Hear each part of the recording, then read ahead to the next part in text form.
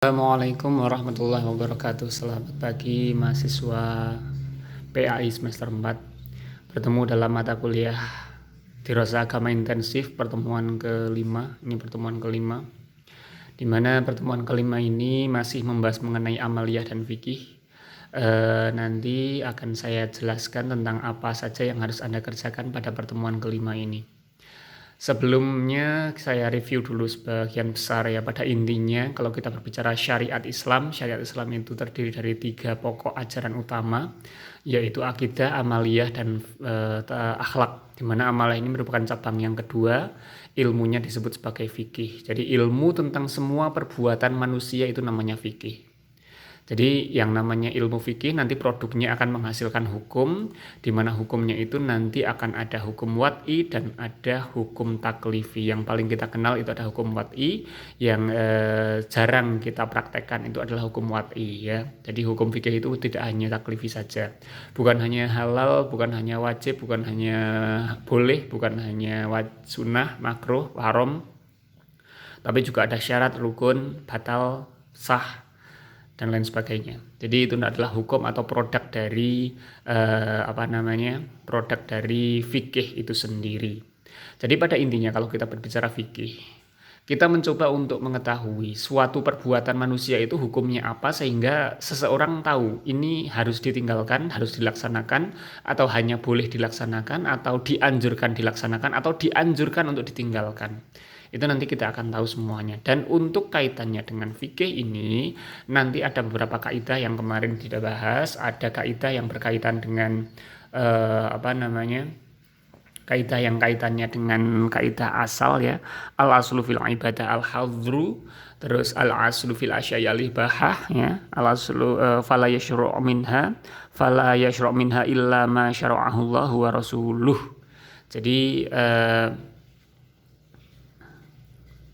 pada intinya asal dari hukum suatu ibadah mahdhoh maksud saya di sini ya. Jadi ibadah mahdhoh itu pada asalnya hukumnya adalah haram, jadi nggak boleh mengada-ada suatu ibadah sendiri. Ibadah yang mahdhoh maksudnya, bukan ghairu mahdhoh. Jadi nggak boleh kok bikin acara misalnya ada sholat 6 waktu, ada subuh, duhur, asar, maghrib, isya, sama sholat tengah malam misalnya. Sholat tengah malam dengan niat yang berbeda dan lain sebagainya. Jadi ada syariat baru, nah itu nggak boleh. Nggak boleh mensyariatkan sesuatu yang baru dalam ibadah mahdhoh, dan ini yang dikenal dengan istilah bid'ah ya dalam konteks ini. Dan memang yang namanya bid'ah itu memang terlarang, itu harus diakui oleh kita kan selaku warga Nahdliyin itu kan sering dibid'ah-bid'ahkan. Nah kita juga harus sadar bahwasannya yang kita lakukan itu beneran bid'ah atau enggak, itu juga kita harus tahu ranahnya. Kalau sesuatu yang baru itu dalam ranah ibadah mahdhoh maka itulah bid'ah. Tapi kalau di luar itu nggak masalah. Misalnya yasinan apakah bid'ah? Enggak. Tahlilan apakah bid'ah? Enggak. Karena itu di luar ibadah mahdhoh. Kecuali kalau misalnya ternyata ada suatu ibadah, misalnya subuh dibuat menjadi 3 rakaat. Nah itu membuat dalam agama. Membuat satu sholat fardu lagi di lain 5 sholat fardu. Nah itu namanya bid'ah. Tapi kalau misalnya kayak yasinan, tahlilan, ziarah kubur, bahkan itu semuanya juga dianjurkan kan gitu. Jadi ada yang dianjurkan atau perintahnya itu secara umum, misalnya yasinan. Perintah membaca Al-Qur'an itu ada, perintah mendoakan orang yang sudah meninggal itu juga tidak apa-apa. Jadi tidak ada kebid'ahan di situ. Jadi itu nggak masalah ketika dilakukan. Yang pada intinya jangan mengada-ada pada ibadah mahdhoh. Tapi kalau di ibadah ghairu mahdhoh, berkreasilah sebisa mungkin. Makanya boleh berorganisasi, boleh bikin partai, boleh bikin makanan selain kurma ya. Jangan sampai nanti klepon harus dibuat dari kurma, nggak boleh, nggak masalah. Mau makan klepon, mau makan apapun, kreasi di luar ibadah mahdhoh itu tidak apa-apa. Ibadah mahdhoh adalah ibadah yang murni. Jadi ibadah kayak sholat, zakat, puasa, haji itu tidak boleh dirubah-rubah. Tapi di luar itu semua tidak apa-apa. Silahkan berkreasi, berbid'ahlah sebisa mungkin bahkan ya. Bid'ah itu nama lainnya adalah kreasi, kreatif ya. Lalu kaidah yang kedua, al-aslu fil asya al-ibahah hatta yadulat dalilu ala tahrim. Segala sesuatu itu pada hukumnya boleh, pada dasarnya semuanya boleh kecuali ada yang melarang. Jadi kalau dalam segala hal di luar ibadah mahdoh, itu semuanya boleh kecuali ada yang melarang. Kalau dalam ibadah mahdoh, semuanya nggak boleh kecuali ada yang memerintahkan untuk dibolehkan. Kecuali ada yang mensyariatkan untuk dibolehkan, bahkan diwajibkan. Tapi kalau dalam sesuatu di luar ibadah mahdoh, semuanya itu boleh. Contoh ketika ditanya, apakah minuman keras itu hukum minum minuman keras itu bagaimana? Hukum minum minuman keras itu adalah boleh. Tapi karena ada dalil yang mengharamkan, maka itu berubah menjadi haram. Hukum berzina gimana? Zina itu hukumnya boleh. Tapi karena ada dalil yang mengharamkan zina, maka itu berubah menjadi haram. Gitu. Itu harus dipahami secara garis besar. Dalam kaidah fikih ini ada 5 kaidah dasar ya. Tadi adalah kaidah asal dalam suatu ibadah mahdoh dan muamalah. Kalau yang ini adalah dasar dalam 5 kaidah dasar fikih yang harus dipahami, kaidah kunci bahasanya itu. Ada al-umur bimaqasidiha, al-yaqinu la yuzalu bisyak, al-masyaqqatu tajlibu taisir, al-dararu yuzalu al-'adatu muhakkamah. Kaidah-kaidah ini adalah kaidah yang biasanya dipakai untuk menjadi dasar dalam penetapan suatu hukum. Dalam penetapan hukum-hukum ini perlu dipahami juga bahwasannya kaidah fikih itu harus diterapkan sesuai dengan makomnya, nggak boleh kok menggunakan kaidah seenaknya sendiri. Misalnya dalam suatu desa ada tradisi apa misalnya? Tradisi yang paling sering ada itu misalnya tradisi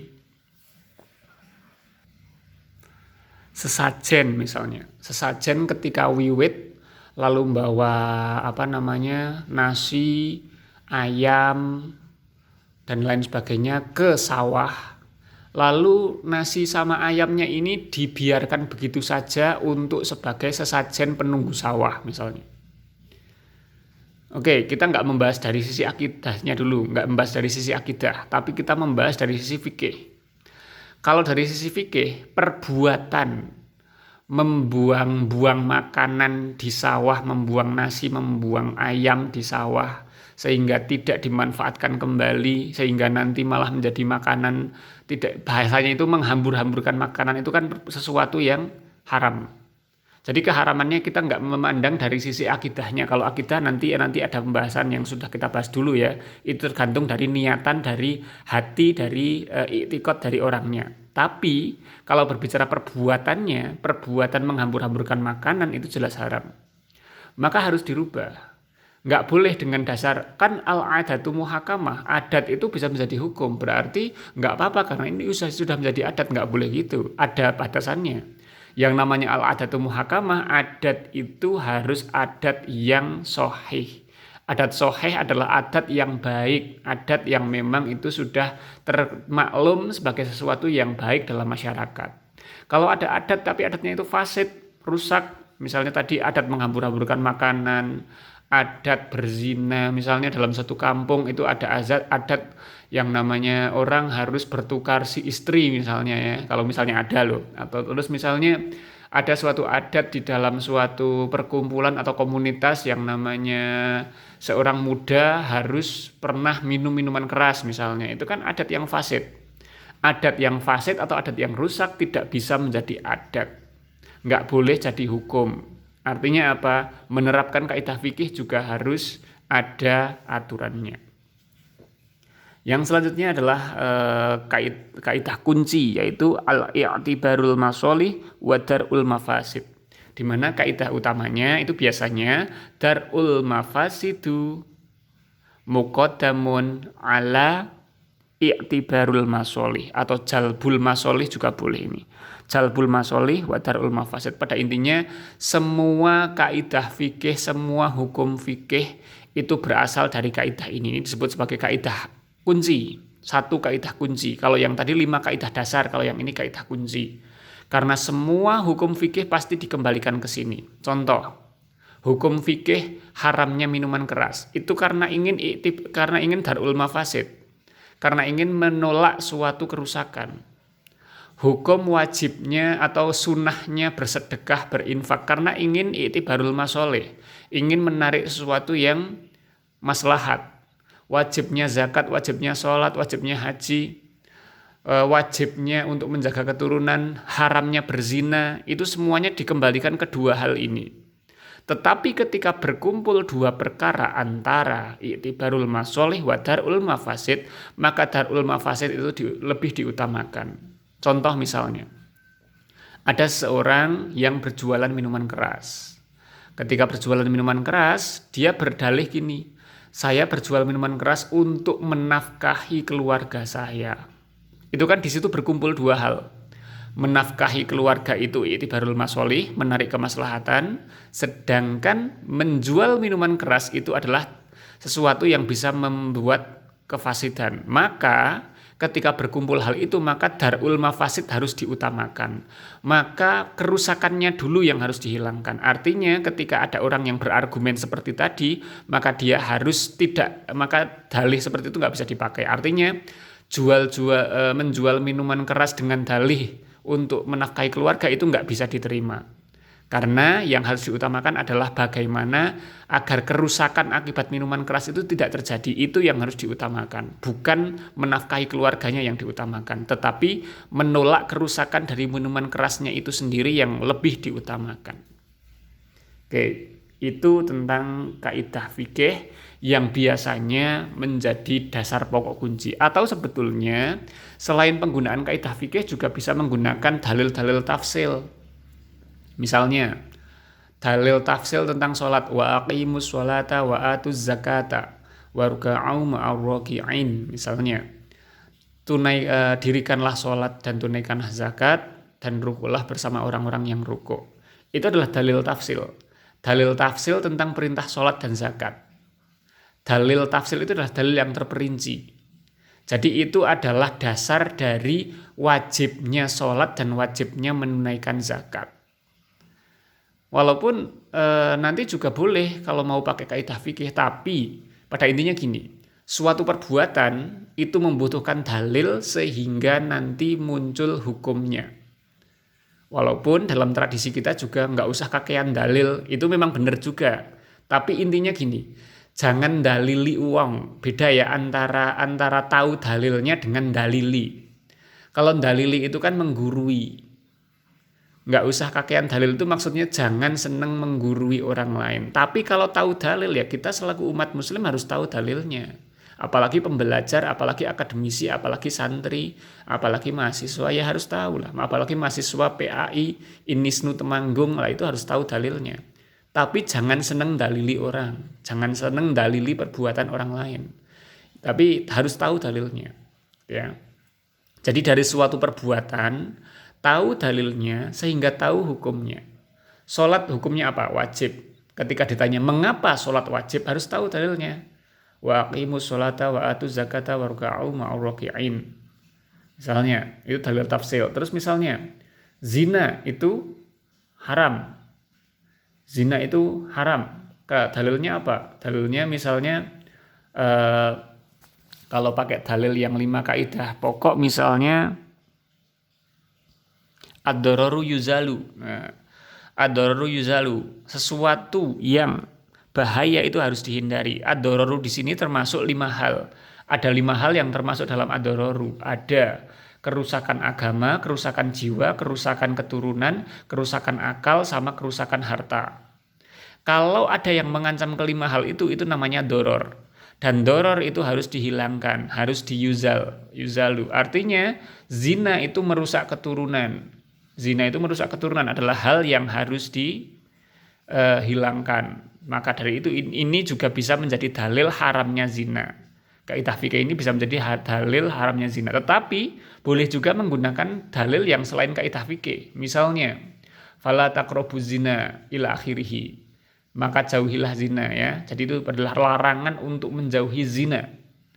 Atau misalnya larangan untuk menyakiti hati orang tua. Fala taqul lahuma uffin gitu ya.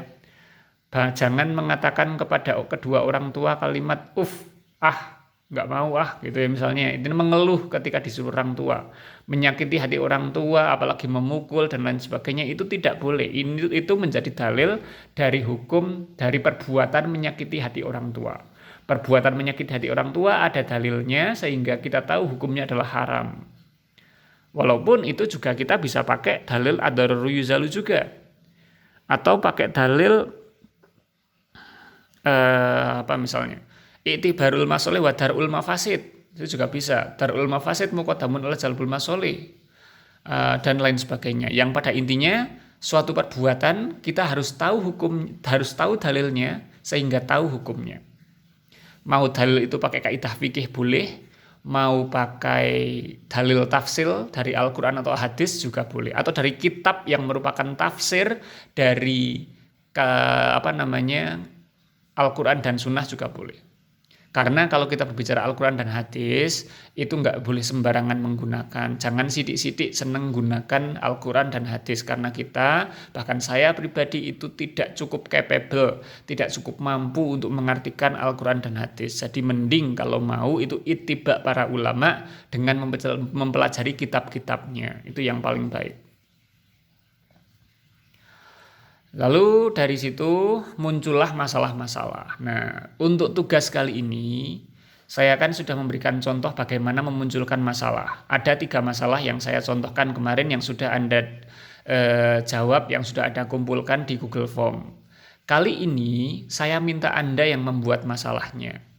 Masalah atau sesuatu yang menjadi polemik di dalam masyarakat, yang kira-kira itu perlu analisa fikih untuk menghukumi hal itu. Ingat ya, sesuatunya harus berupa polemik.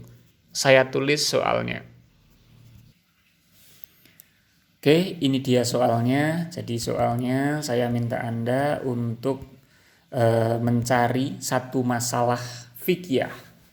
Satu masalah fikih berarti masalah ini berkaitan dengan perbuatan manusia ya. Misalnya perbuatan foto pre-wedding, atau perbuatan melakukan misalnya pacaran, perbuatan misalnya yang di masyarakat bermain game online, bertransaksi jual beli online, atau misalnya yang terjadi di masyarakat saat-saat ini. Boleh di masyarakat Anda atau di masyarakat yang lain, nggak harus di daerah Anda, yang jelas terjadi di masyarakat. Dan yang penting lagi selain masalah fikih, jadi harus masalah fikih, artinya masalah yang dilakukan manusia, amalia. Lalu dia harus sesuatu yang menuai polemik. Kalau misalnya Anda berbicara mengenai hukum sholat, itu kan bukan polemik, karena udah jelas hukum sholat ya wajib, bukan polemik, nggak ada perdebatan di sana, nggak perlu dibahas itu. Jadi yang menuai polemik misalnya hukum tentang transaksi tembakau misalnya, itu kan ada polemiknya. Lalu hukum merokok misalnya, hukum misalnya menggunakan makan hewan-hewan haram sebagai obat misalnya. Itu kan contoh-contoh perbuatan-perbuatan yang terjadi di masyarakat kita yang menuai perdebatan atau polemik. Pilih salah satu, cari satu. Lalu dari masalah tersebut silakan lakukan 3 hal. Yang pertama, jelaskan masalahnya, detailkan. Misalnya tadi ya, makan hewan haram sebagai obat, jelaskan hewan haram yang sering jadi obat itu apa aja, terjadi di mana, terus biasanya itu kenapa, alasannya mengapa pakai itu jelaskan semua secara detail. Lalu yang kedua, analisa dalilnya. Lakukan analisa dengan dalil tafsil. Dengan dalil tafsil atau kaidah fikih, atau dua-duanya juga boleh, dengan dalil tafsil maupun kaidah fikih. Dalil tafsil, sekali lagi ya, dalil tafsil adalah dalil yang terperinci, dalil yang memang dia menjadi dasar dari hukum fikih. Karena dari 6.000 sekian ayat di Al-Quran misalnya, itu hanya sekian ratus saja yang merupakan dalil tafsil. Dalil tafsil itu di Al-Quran sangat sedikit sekali. Lainnya mujmal, ada yang kisah dan lain sebagainya. Lalu penggunaan dalil tafsil atau kaidah ini boleh salah satu saja atau dua-duanya. Pakai dalil tafsil tok boleh, kaidah fikih tok boleh, dua-duanya juga boleh. Untuk apa melakukan analisa dalil? Untuk menyimpulkan kira-kira lalu hukum kesimpulannya apa. Berarti ini hukum dari hewan yang haram dimakan untuk obat ini hukumnya bagaimana? Ini harus ada kesimpulannya. Tapi itu hanya sebagai contoh. Silakan Anda cari masalah sendiri, cari masalah yang terjadi di masyarakat, yang menuai polemik, masalahnya masalah fikih, lalu kerjakan 3 poin ini. Ketik di Microsoft Word, upload di Google Form yang saya share di WA Group. Saya kira itu untuk pertemuan kali ini, kurang lebihnya mohon maaf. Assalamualaikum warahmatullahi wabarakatuh.